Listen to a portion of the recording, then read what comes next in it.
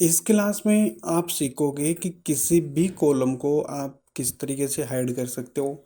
आप एक से ज़्यादा कॉलम भी हाइड कर सकते हो, एक से ज़्यादा रो भी हाइड कर सकते हो और एक से ज़्यादा सीट भी आप हाइड कर सकते हो।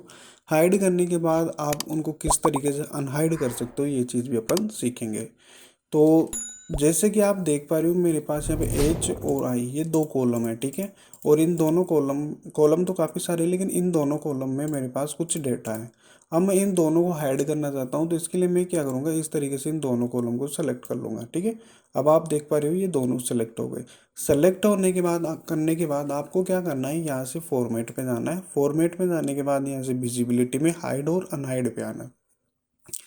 अब आपको यहाँ से क्या हाइड करना है, कॉलम्स। तो आप यहाँ पे सिंपल सा एक बार यहाँ पे इस पे क्लिक कर दो, या फिर आप कंट्रोल 0 दबा सकते हो। अब जैसे ही आप यहाँ पे क्लिक कर दोगे तो अब आप देख पा रहे हो कि वो दोनों के दोनों कॉलम क्या हो गए, हाइड हो गए, ठीक है। अब आप उन दोनों कॉलम को अनहाइड करना चाहते हो, तो आपको क्या करना पड़ेगा, जैसे यहाँ से जी और ये जे, ठीक है, इसके बीच के वो दोनों कॉलम है, तो आपको क्या करना पड़ेगा, इन दोनों को इस तरीके से सेलेक्ट करना पड़ेगा।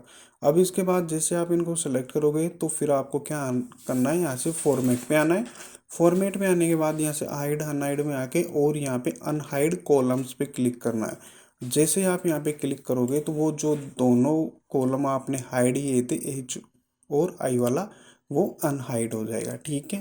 अगर आप इनको हाइड करने के बाद कहीं और पे इस तरीके से सेलेक्ट करके रखोगे तो वो अनहाइड नहीं होंगे। इसके लिए जैसे ये दोनों कॉलम है तो आपको यहाँ से लेके यहाँ तक सेलेक्ट करना पड़ेगा, ठीक है। तो आप कॉलम को हाइड करना और उस कॉलम को अनहाइड करना सीख लिया। अब अगर आप जैसे इन यहाँ से लेके जैसे 8 से लेके और यहाँ तक, जैसे मैं यहाँ से लेके यहाँ तक, ठीक है। तो अब आप देख पा रहे हो 8 से लेके 16 तक जो रो है वो सिलेक्ट हो गई। अब आप इनको क्या करना चाहते हो, हाइड करना चाहते हो, तो इसके लिए क्या करना पड़ेगा, इस तरीके से आप इनको सेलेक्ट कर लो।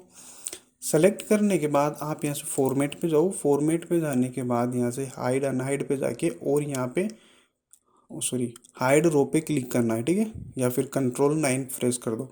अब जैसे आप हाइड रो पे क्लिक कर दोगे तो आप देख पा रहे हो कि वो जितनी भी रो थी सारी की सारी हाइड हो गई। मतलब 8 से लेके 16 तक की जो रो थी ना, वो सारी की सारी क्या हो गई, हाइड हो गई, ठीक है।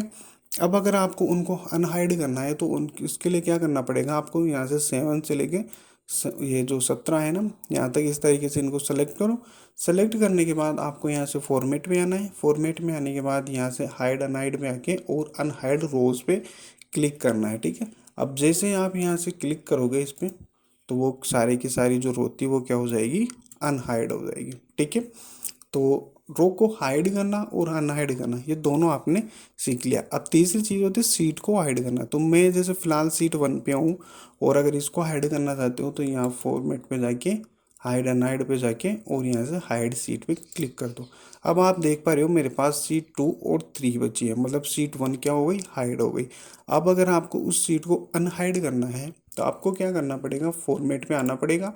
फॉर्मेट में आने के बाद यहाँ से हाइड अनहाइड पे आना पड़ेगा और यहाँ से अनहाइड सीट पे क्लिक करना पड़ेगा। आप जैसे ही इस पर क्लिक करोगे तो आपकी जो वो सीट थी वो यहाँ पे शो करेगी। मतलब अगर आपने मल्टीपल सीट हाइड कर रखी है, ज़्यादा सीट हाइड कर रखी है और किसी पर्टिकुलर सीट को ही आप अनहाइड करना चाहते हो, तो आप उसको सेलेक्ट करो। सेलेक्ट करने के बाद यहाँ से आप उसको ओके करो और वो सीट क्या हो जाएगी, अनहाइड हो जाएगी, ठीक है। तो इसमें आपने सीख लिया कि आप किसी सीट को किस तरीके से हाइड कर सकते हो, किसी सीट को किस तरीके से अनहाइड कर सकते हो, आप रो और कॉलम को किस तरीके से हाइड और अनहाइड कर सकते हो, ठीक है। आई होप इस क्लास से आपने कुछ नया सीखा होगा। मिलते हैं अगली क्लास में।